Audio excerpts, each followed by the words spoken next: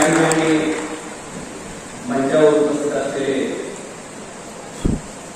माजी मंत्री आणि स्वर्गीय विलासरावजी देशमुख साहेबांची छवी आणि कायम तुमच्या भाषणातून तुमच्याकडे बघून कायम आम्हाला साहेबांची आठवण होती आणि त्याच पद्धतीचं काम मोठ्या ठिकाणी तेवढ्याच ताकदीनं करून येणारे आदरणीय अमित भैया देशमुख साहेब या ठिकाणी मंचावर उपस्थित असलेले या भागाचे आमदार आदरणीय धीरज भैया देशमुख साहेब, लोकसभेतील मला वाटतं लातूरचे खासदार सुद्धा बोलते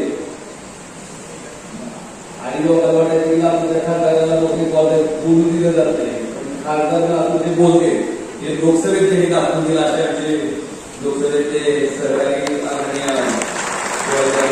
साहेब, माझे आमदार वैद्यनाथ शिंदे साहेब, आदरणीय आमच्या भगिनी दीपिका देशमुखताई, त्याबरोबर आदरणीय किशोरजी मुखे, सर्जेरावजी मुखालत, शेतकरी, तरुणी, ठेकेदार, सभासद, पत्रकार मित्र आणि बंधू, आज खरं तर हा सत्कार मला अतिशय हृदयस्पर्शी वाटत, कारण साहेब आपल्याला आठवत असेल कैलासवासी पवनराजे निंबाळकर साहेबांच्या नंतर मला वाटते पितृत्वाची धुरा आणि शक्ती ताकद माझ्या पाठीमागं खऱ्या अर्थानं कुणी उभा केली असेल तर स्वर्गीय विलासरावजी देशमुख साहेब या जगात लढाईचं कसं असतं, कशा पद्धतीनं संघर्ष केला पाहिजे, एक राजकारणी म्हणून सामान्य माणसाच्या जीवनात आपण नेतृत्व करत असताना कशा पद्धतीचं काम केलं पाहिजे, मला वाटतं हे जर कोणी शिकवलं असेल तर स्वर्गीय विलासरावजी देशमुख साहेब. आणि आज माझं भाग्य आहे साहेब, आज तुमच्या हस्ते दिलीपरावजी देशमुख साहेबांच्या हस्ते माझा फेटा बांधून या कारखान्यामध्ये माझा होतो. ज्यावेळेस मी शिवसेनेत प्रवेश केला त्यावेळेस मला वाटत होतं साहेब, नेहमी खंत वाटायची की आपलं काँग्रेस आणि महाविकास आघाडी, काँग्रेस आणि राष्ट्रवादीची युती असायची आणि आम्ही नेमकं शिवसेनेत असायचं आणि कुठल्या कार्यक्रमाला येता यायचं नाही, भरपूर प्रेम असायचं, इच्छा असायची, पण बऱ्याचशा गोष्टी त्या ठिकाणी पक्षीय राजकारणामुळे त्या ठिकाणी काढल्या जायच्या. मला वाटतं काय चमत्कार झाला आणि 2019 ला आपण महाविकास आघाडीचं सरकार आला आणि कधी कुणी स्वप्नातही विचार केला नसता की काँग्रेस, राष्ट्रवादी काँग्रेस आणि शिवसेना एकत्रित येऊन त्या ठिकाणी सरकार स्थापन होईल. मला वाटतं ते सरकार सुद्धा अतिशय चांगल्या पद्धतीनं चालवायचं काम आदरणीय उद्धवजी ठाकरे साहेबांनी केलं आणि मला खास करून अमित भैयांचे या ठिकाणी मनापासून आभार व्यक्त करायचे की धाराशिवचं शासकीय वैद्यकीय महाविद्यालय अमित भैया वैद्यकीय शिक्षण आज मानवाला मला एवढंच सांगायचं की नेतृत्व किती महत्वाचं. धीरज भैयांनी सांगितलं की धाराशिव जिल्हा होता, आपल्याला माहित असेल लातूर हा धाराशिव जिल्ह्यातला तालुका होता 1983 ला, बरोबर आहे का? 1982 ला आपल्या लातूरची जिल्ह्याची निर्मिती झाली आणि मला वाटतंय आज आमच्या धाराशिवकडे आणि लातूरकडे बघितल्याच्या नंतर नेतृत्व काय बदल घडू शकतंय, मला वाटतं याचं उदाहरण पूर्ण देशाला द्यायचं काम जर पूर्ण केलं असेल तर ह्या 2 जिल्ह्याकडे म्हणून आपल्याला निश्चित बघायला मिळालं. साहेब आम्ही आमच्याकडे प्रचार करत असताना नेहमी म्हणायचं, लोकांना सुद्धा म्हणायचं की आज आपला धाराशिव मागे आणि लातूर पुढं का. लोक नेतृत्वाचं नाव घ्यायचे, पण मी लोकांना सांगायचं की तुम्ही टाकलेल्या मतावर नेतृत्व तयार होत असते आणि मला वाटतं ते विलासराव देशमुख साहेबांसारखं जर असेल तर आज आपल्याला लातूरची झालेली प्रगती त्या ठिकाणी बघायला मिळते. आणि आता आमच्याकडचं नाव घ्यायला नको, कसं असेल तर आपल्या जिल्ह्याची झालेली अधोगती त्या ठिकाणी बघायला मिळते. आज सुद्धा धाराशिव जिल्हा आमचा आकांक्षित जिल्ह्यात आहे, ऍस्पिरेशनल डिस्ट्रिक्ट मध्ये. मला वाटतं ही काय अभिमानाची गोष्ट नाही, खेदाची आहे, पण नेतृत्व कशा पद्धतीनं बदल घडू शकतंय मला वाटतंय त्याचं मूर्तिमंत उदाहरण आहे. आज प्रामाणिकपणे सांगायचंय की खानापुरे साहेबांच्या बँकेचं उद्घाटन होतं आणि आम्ही भैया तिथं त्या ठिकाणी त्या बँकेचं उद्घाटन करायला आले होते आणि मला वाटतं त्या दिवशी बाहेरची माझी उमेदवारी जाहीर करून टाकली आणि विजयी जाहीर करून टाकला होता त्याच व्यासपीठावर. आणि नुसती उमेदवारी जाहीर करून बाहेर थांबले नाही.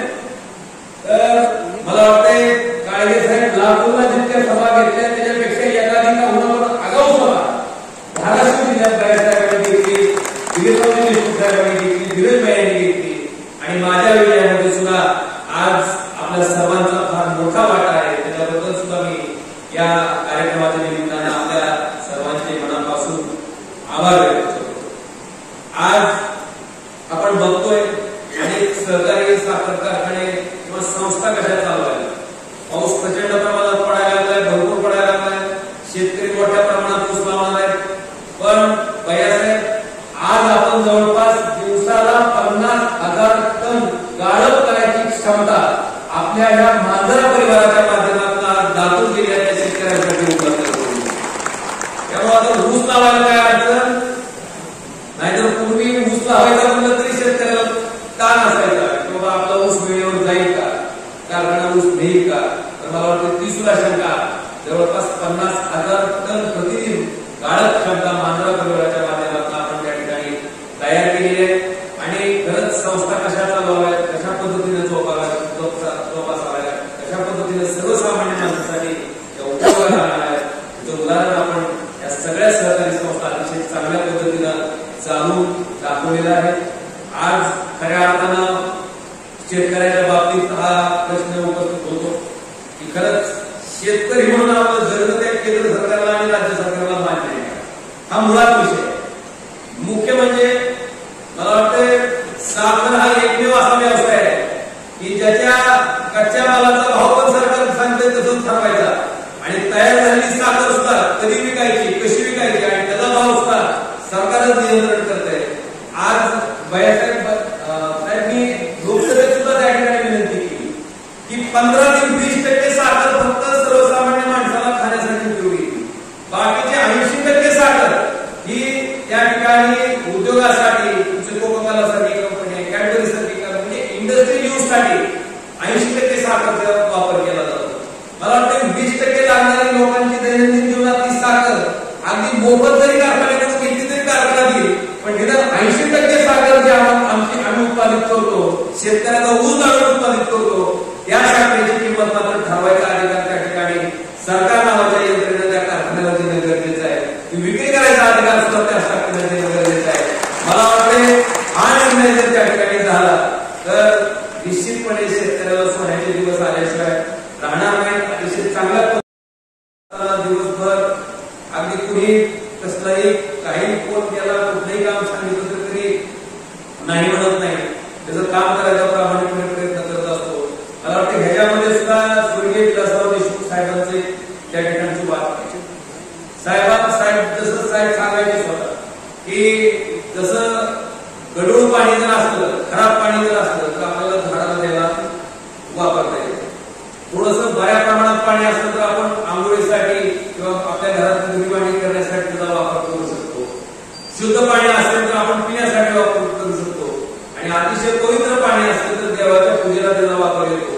मला वाटतं जसं पाणी कुठेही माणसाच्या जीवनात वाया जात नाही, मला वाटतं त्याच पद्धतीने राजकारणाचा माणूस सुद्धा कधीही वाया जात नाही. कुठं ना कुठं निश्चितपणे तो कामाला येत असतो आणि त्या भूमिकेतून प्रत्येक माणसाचं काम आपण करणं अपेक्षित आहे. त्या माणसाला न्याय द्यायचं काम आपण करणं अपेक्षित आहे. या भूमिकेतून आम्ही त्या ठिकाणी काम करतोय.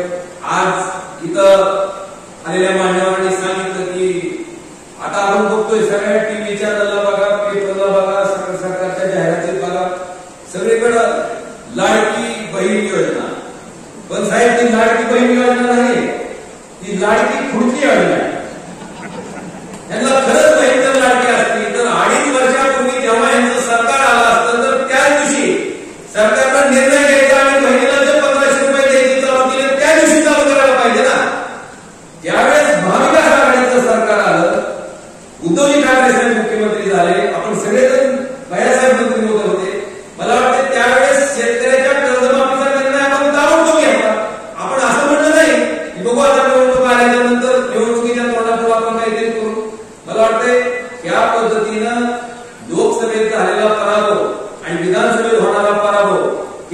लक्षात आलंय याच्यातनं डायव्हर्ट करण्यासाठी त्या ठिकाणी अशा पद्धतीच्या फक्त लोकप्रिय घोषणा करायच्या त्या पद्धतीचं काम सरकार करते। म्हणून मी आवर्जून सांगत असतो की लाडकी बहीण योजना नाही तरी लाडकी खुर्ची योजना आहे आणि ही सुद्धा सामान्य माणसाला त्या ठिकाणी कळालेला आहे। खास करून आपल्या भागातला शेतकरी सोयाबीन उत्पादक आहे। मला वाटतं सोयाबीन उत्पादक शेतकऱ्यांचं तर जखमेवर मीठ चोळायचं काम केंद्र सरकार आणि राज्य सरकार दोन्हीकडनं त्या ठिकाणी केलं जाते। याचा विचार सुद्धा सामान्य शेतकऱ्यांना करणं गरजेचं आहे। जाता जाता एवढं सांगतो की विम्याच्या बाबतीत कायम बोललं जाते, विम्याच्या बाबतीत सांगितलं जाते, पण साहेब एक महत्वाचा विषय असा आहे की ज्या विमा कंपन्या आहेत त्या विमा कंपन्या आज जर आपण बघितलं एचडीएफसी असेल, रिलायन्स असेल, या सगळ्या प्रायव्हेट सेक्टर मधल्या विमा कंपन्या आहेत आणि आपल्या माहितीसाठी 18,000 रुपये हेक्टरी, एका हेक्टरला 18,000 रुपये त्या ठिकाणी कंपनीला आपलं पीक संरक्षित करण्यासाठी केंद्र सरकार, राज्य सरकार आणि शेतकरी म्हणून त्या ठिकाणी दिलं जात आहे। शेतकऱ्याला जरी वाटत असेल की मी फक्त 1 रुपया विमा काढला, पण तुमच्या नावावर राहिलेले 17,999 रुपये राज्य सरकार आणि केंद्र सरकार आपल्या जीएसटीतून तयार झालेल्या पैसे कंपनीला देते आणि 18,000 रुपये हेक्टरी कंपनीला मिळते। पण मला वाटतंय 18,000 रुपये प्रमाणे सरसकट सगळ्या शेतकऱ्याला विमा कधीही मिळत नाही। ह्याच्या माध्यमातून सुद्धा सरकारची मोठ्या प्रमाणात नफेखोरी चालू आहे आणि एखादी योजना आणल्याच्या नंतर त्या योजनेचं यश अपयश सरकार नावाची यंत्रणा त्या ठिकाणी करत असते। जर सरकारच्या लक्षात येत असेल की काय विमा कंपन्याच त्या ठिकाणी कोट्यावधी रुपयाचा नफा या योजनेतून कमवत आहेत, तर मला वाटतं सरकारला मी मागणी केली की 18,000 रुपये एका हेक्टरला आमच्या नावाखाली कंपनीला देण्यापेक्षा 18,000 रुपये एका हेक्टरला जर शेतकऱ्याला दिले तर निश्चितपणे शेतकरी त्या ठिकाणी लक्षात ठेवून ते करणं गरजेचं आहे। हे सुद्धा आवर्जून मला या कार्यक्रमाच्या निमित्तानं या ठिकाणी सांगायचंय। आज या सर्वसाधारण सभेत नाही तर साहेब आमच्याकडच्या सभामध्ये तुम्हाला माहिती आहे तुम्ही तुम्हाला काही जास्त सांगायची गरज नाही। इतक्या शांततेत सर्वसाधारण सभा होणं म्हणजे अशक्यप्राय गोष्ट आहे। दिलीपरावजी देशमुख साहेबांनी सांगितलं की सभासदांना जेवणाचं सुद्धा त्या ठिकाणी संकल्पना पहिल्यांदा मांजरा परिवारात त्या ठिकाणी प्रत्यक्षात आणली आणि त्या पद्धतीचं अंमलबजावणी सुद्धा या ठिकाणी केली। साहेब आमच्याकडच्या सर्वसाधारण सभामध्ये काय नाही खरं, एक विषय वाचून जोपर्यंत मंजुरी मिळत नाही तोपर्यंत सभा व्हायचं काही खरं नाही आणि खालून काय काय व्यासपीठावर येईल याचा सुद्धा आनंद आपण मानू शकत नाही। पण मला वाटतंय संस्थेचा कारभार चांगला असला, पारदर्शक असला, त्या ठिकाणी भरभराट होणारी त्या ठिकाणी पथदर्शी असली तर टाचणी पडत तरी त्याचा आवाज व्हावा इतक्या शांततेच्या वातावरणात मला वाटतं सर्वसाधारण साहेबांच्या माध्यमातून या भागातल्या सरकारी संस्था ज्या उभा राहिल्या, ज्या टिकल्या चालल्या, मला वाटतं त्याच्यामुळे सगळ्यात मोठा फायदा कुणाला झाला असेल तर तिच्या सर्वसामान्य शेतकऱ्यांना सभासदांना झालाय आणि निश्चितपणे त्या सगळ्या गोष्टीचे उपकार लक्षात ठेवून येणाऱ्या भविष्यात सुद्धा त्या ठिकाणी महाविकास आघाडीच्या सरकारमध्ये साहेब आपण तर निश्चितपणे त्या ठिकाणी मंत्री म्हणून असणार आहेत। आपल्या माध्यमातून निश्चितपणे आपले हात बळकट करण्यासाठी ही जनता सुद्धा तेवढ्याच ताकदीनं आपल्याला आशीर्वाद दिल्याशिवाय राहणार नाही। हा आशावाद या कार्यक्रमात